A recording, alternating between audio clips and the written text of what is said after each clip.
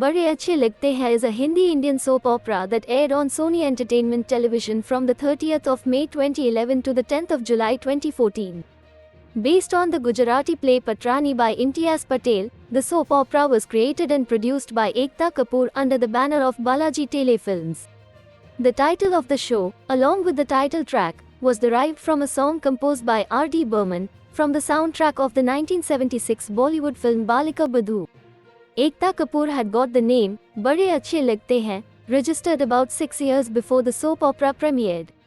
Ram Kapoor is an unmarried, wealthy, established, and well-reputed Mumbai-based businessman in his early 40s. Priya Sharma is a working woman in her early 30s and comes from a middle-class Mumbai family.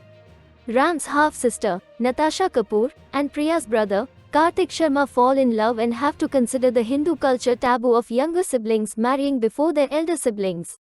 Ram has yet to select a prospective spouse, so the marriage of Kartik and Natasha is pending. There is a solution. Ram and Priya agree to the Punjabi practice of Vata Satta, although Priya dislikes the economic disparity between their families. Ram and Priya considers each other arrogant and quarrelsome. They become closer with time and consummate their marriage.